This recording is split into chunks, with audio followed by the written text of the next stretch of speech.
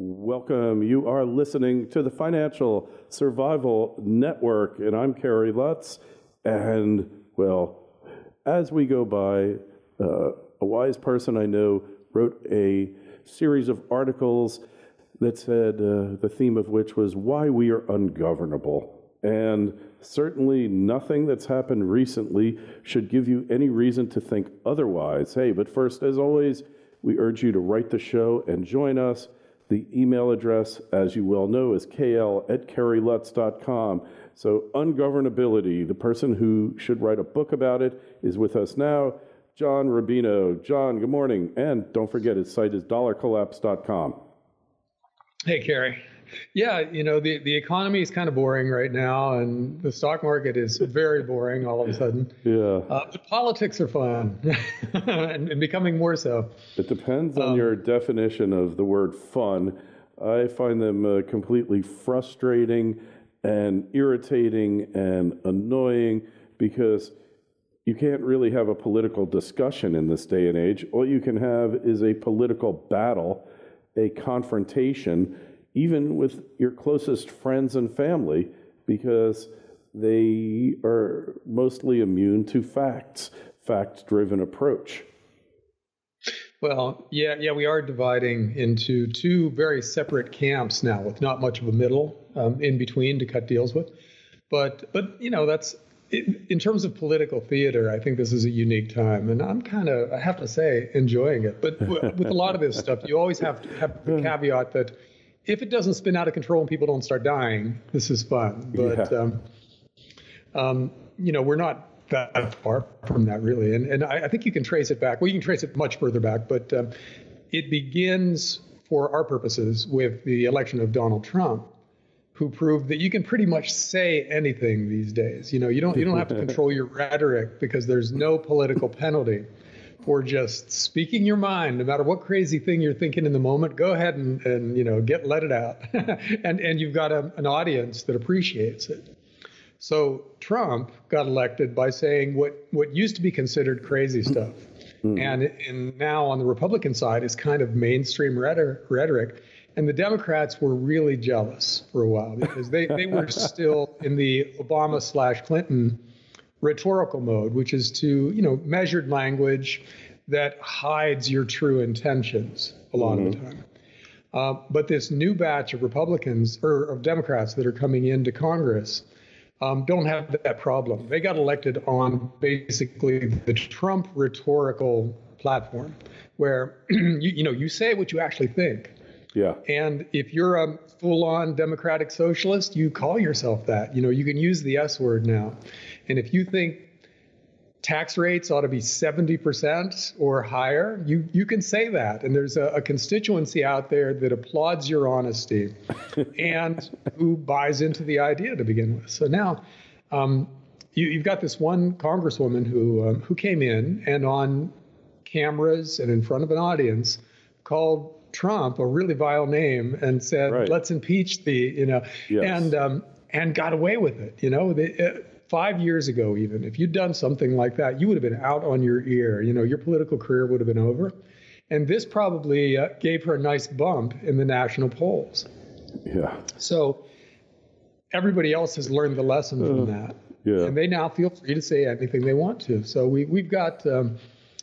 First of all, we've got a situation where Bernie Sanders and Elizabeth Warren, who used to be the flaming radicals of the Democrat Party, seem kind of quaint. They seem so old school that you can't even call them radical anymore. And second of all, we're entering a period that you could probably call the verbal part of the coming civil war, where people are free to say anything they want to, and what they're saying is really extreme. Yeah, vile. And becoming more extreme, because Trump loves this. This is his territory. So anything anybody says to him, he will come back with something that's a lot worse and probably pretty witty. The Elizabeth Warren Pocahontas thing is a good example. Well, you see, that's what's missing from the left. There's no humor or witticism in the left's commentary. They'll say anything, but Trump had a purpose in saying it. Yeah, he uses extreme satire as a way to to pin his political opponents down. Like Elizabeth Warren was clearly the major contender next time around to run against Trump, but this Pocahontas thing made her look silly to enough people that now she's just part of the pack. She's running, and she's not out of it, but she's got this baggage that's going to be hard to carry forward. And Trump is really good about that, identifying the thing that makes somebody look silly and trivial, and then repeating it over and over again until it becomes their defining trait in a lot of people's minds. And that's effective. I mean, at least in the short run. You could make the case that in the long run, we pay a price for treating each other that way. But we're apparently not worried about the long run right now. We're worried about scoring rhetorical points in the moment, and that's now the game out there. And don't sell Democrats short in terms of satire and humor. They got a lot of funny people out there. Jon Stewart was by far the funniest political satirist in the world when he was around, and he was a socialist. He was far to the left. But he took over for Rush Limbaugh as the funniest satirist. And so the Democrats have a lot of people like that. And once they get going, this is going to be a full-on rhetorical, satirical war. And you just have to hope that it doesn't bleed over into the physical. We really don't want all this funny stuff that's being tossed around to turn into riots.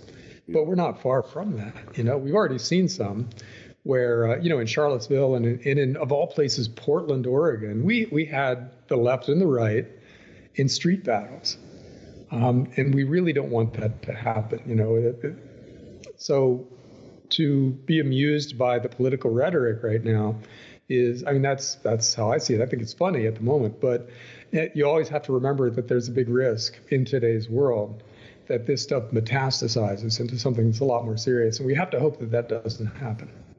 Yeah, well, as it's said, I've heard it said before, we're in a cold civil war, meaning people aren't up in arms yet. I think the left has been way more violent than the right. You just had to go look at those anti-Trump protests during the election, the fact that the DNC was paying off people to go to Trump rallies and get violent on camera to make them look, like crazy, reactionaries. And, as far as the left with their sense of humor, if you watch any late night television show, the first 15 minutes or 15 jokes, whichever comes first, are all Trump, Trump, Trump, Trump, Trump. And they're not particularly funny anymore. I think there's a lot about Trump to make fun of. I think he's got a lot of quirks and a lot of eccentricities that you could be funny about, but now it's like watching an Academy Award show, the Golden Globes, or the MTV Awards, and it's not really about humor. It's about making political points, and the humor is purely incidental if it exists at all. So, yes, Jon Stewart, master satirist, but really, how much of that can you take? It's like, it just... The problem with making fun of Trump now is that it's a really crowded market. How do you come up with new jokes when you've got, like you said, you've got 20 people out there telling Trump jokes, which means because of oversupply, the average quality of a Trump joke is going downhill because inflation. There's just so many people trying to find funny things to say about Trump. And the good, funny ideas are taken right away. But if you've got time to fill and you've got to make fun of Trump, you have no choice but to put some low quality material out there. And that's what's happening. That kind of works to the Republicans' advantage because, as you said, if the jokes aren't funny, that rebounds on the comic, right? And you lose credibility as a comic. If what you're saying is political but not funny, then the political point kind of gets lost in the shuffle. And that's another advantage of Trump's right now. Yeah, well, That will last, because the other Republicans are worth making fun of too. So as they emerge, then there's more material out there. All the politicians are worthy of satire. That's why satire emerged. I was watching a documentary biopic about Johnny Carson. And at one point, was it Mike Wallace, the guy from 60 Minutes, is interviewing Carson and said, you know, you never really get political. Why is that? And he said, because anytime you get political, you lose 50% of your audience. So now, because we're so micro-segmented and markets so niche marketed, they don't care about losing 50% of their market in any artistic undertaking. And because seeing a lot of different entertainment content, it's just like the right isn't really out there producing all this stuff. If they do, it's some kind of Christian movie, but it's not necessarily political. But the left is like political, like saw this movie Ocean's 8, okay? So it was Sandra Bullock, she's the mastermind, as opposed to being a guy. And all of the guys in the movie are stupid. All of the women are brilliant, stellar performers, overachievers. And this is just Hollywood getting their thing out about that men are stupid, the attack on so-called toxic masculinity. Hey, well, what happened to toxic feminism here? That's far more toxic than masculinity. Hey, should women be treated fairly, whether at home in the workplace? For sure. Nobody's arguing about that. But that doesn't warrant an attack on the very essence of masculinity, and yet that's what they do. Well, you could make the case that women have had to put up with the little woman, the fairer sex, the weaker sex kind of stuff for ever since there's been media. So they're just getting a little of theirs back right now. And I completely get that it's about time there was some equity in the media. Because if you just look at, have you ever seen those commercials and ads that could never be on TV? There's a lot of that floating around online. And if you look at some of the ads that used to appear back in the 1950s and 60s were insanely sexist. And we got away with that as guys, So I don't mind seeing women get away with a little bit of that same stuff just to balance things out. But yeah, at some point we're past that. Yeah, we need to get past it where the gender or the skin color of somebody doesn't automatically define their characteristics otherwise. So you got smart, strong women, which is that's a genre now. The kick-ass girl is an actual conceptual screenwriter's device, right? You put one of those in because everybody wants to see one in any screenplay, and that's okay, I think. And I think the way pendulums work societally is they swing too far in one direction and too far in the other direction, but eventually make their way to the middle, and we'll get there in the media. But what's happening right now in politics is that we're diverging so dramatically that depending on what media outlet you're looking at, you see a completely different world than on other media outlets. If you go to MSNBC, you would think that the biggest thing happening on Earth in the past 100 years is the Russia investigation, right? If you go to Fox News, you don't even hear about it. Or if you do hear about it, it's made fun of as something that's trivial and completely politically motivated. And which of those is true? We won't know until the investigation produces some results. Even then, I don't think we'll ever know. Could be. I think the evidence is coming out that this whole investigation was a setup of some sort.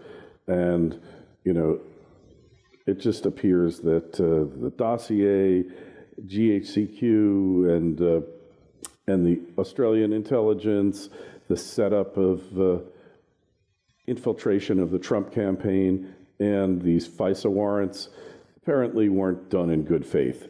As far as the rest of it goes, I can't say whether Trump is a Russian agent or troll or whatever, but I can say that the investigation of him was not made in good faith and arguably was part of a pre-election and post-election coup effort. That's what it appears when you see these the testimony of Lisa Page coming out, and of the fact it wasn't just Carter Page, it was multiple Trump campaign people that they got FISA warrants on, and they set these guys up, sent trolls to the campaign trying to get them to incriminate themselves. It was pretty obvious this happened. So, you know. Here's the big problem with these special investigations. And I get the concept, because you can't have the Justice Department investigate the president who's in charge of the Justice Department, right? That doesn't work. So you do at times need to bring in somebody from the outside who's at least theoretically neutral to do an investigation. But the way they work is they go in with one objective, and then they start arresting people for all kinds of unrelated things. That happened under the Clinton impeachment investigation, and now it's happening with Trump, where they're nailing his guys for stuff like, you know, bank fraud that had nothing to do with collusion with the Russians. And that seems like the kind of thing that would keep you from wanting to work in government. Yeah. If you have anything in your background that could look dodgy in any way, which is to say every single guy who's ever run a campaign or who has ever helped out with finances for rich people or anything like that, you know, there's always something that somebody could find. So in the era of special investigations like this, it's hard to imagine anybody wanting to work for a president, because you never know if there's going to be some completely unrelated scandal that ends up with somebody coming to you and say, you know, back in 1969, did you actually sign this document that turned out to be, you know, and here you've got to go back and through your memory and see if you actually did it. And it maybe ends up kind of looking bad, and you maybe end up being indicted for something that is completely unrelated. And I don't know. I just, it seems like giving these guys the scope to start with one thing and then branch out in any direction they want to is just dangerous and messy, and it shouldn't happen. You know, when you have a independent investigator, they should go after the single charge that led to them being in that position in the first place, and leave the other stuff go. That's logical, and that's what you're supposed to investigate a crime that's been committed and trace it back to the people who committed it. You're not supposed to investigate the people in search of a crime that you don't even know about until you start investigating. And many times, like it's been said, it's process crimes where somebody accidentally said something they didn't mean to, or said something wrong, and you know, they wind up in a perjury trap. And that's what the Justice Department does best. It seems, in these special investigations, with these special counsels. And, you know, Robert Mueller's got a very checkered past, very controversial, and a lot of people don't see him as, you know, lily white in this matter. They see him as a very corrupt former member of the FBI. And the leftist sees him as a burst of sunlight. The right sees him as somebody who's there to cover up all the crimes that were committed by his agency, by the FBI and the CIA and all the intelligence agencies. They see him as the person, he's the cleanup crew, you know, clean up on aisle 5, right? That's his job. And arguably, I can see the point. That's kind of my point in an oblique way, which is that you take anybody who's had a big life that's involved government and law enforcement and business, and you can always point to something in their past that you could use against them if they're in a position where you could do that. And Mueller's no exception to that rule. I mean, if you go back through his stuff or his life, maybe you find some stuff that calls into question his credibility. But I think that's true of literally everybody at that level of government, because by the time you've had that big of a life, there's some questionable stuff in there. You know, some deals had to be made. Got it. And Obama, interestingly, he skated. He didn't have any big scandals or anything, but he came up through the most corrupt political machine in the country in Chicago, right? So I think if we dug through his past, even though I'm not in any way criticizing him in particular, I'm just saying that even Obama, if we put him under that kind of a spotlight, would end up having some stuff that made him look bad. He had Fast and Furious. He had Fast and Furious, the gun running scandal. He had the IRS scandal. The scandals were there. They were just never publicized by the media because the media is no longer independent. They're an appendage of the system. You know, they might be independent against Trump, but they certainly weren't independent with Obama. Nothing adverse came out about the media, from the media, about Obama virtually during both terms, but there was plenty of scandalous things. There was Solyndra. There was just, they just go on and on and on. That was stuff while he was president. But what I'm saying is that in his past, you know, if he ended up being the attorney general or something like that, and there was a special investigation and on some other subject, they could have ended up looking into his past in Chicago, and I bet they would have found some stuff. You know, he came up under all these governors who are now in prison, so he cut some deals. And the Chum gang and all of that. I mean, if you just have to go back far enough, everybody's got dirt. Anyway, John, we got to wrap it up. Make sure you go check out John's work at dollarcollapse.com. Check us out at financialsurvivalnetwork.com. Please like, share, subscribe to our various channels. And while you're at it, share it with somebody and get the word out. It helps us a lot when you get the show out there and you share it with people. It really helps build the audience and helps us get information out to as many people as possible. John, we will catch you next week. Thanks, Kerry. See ya.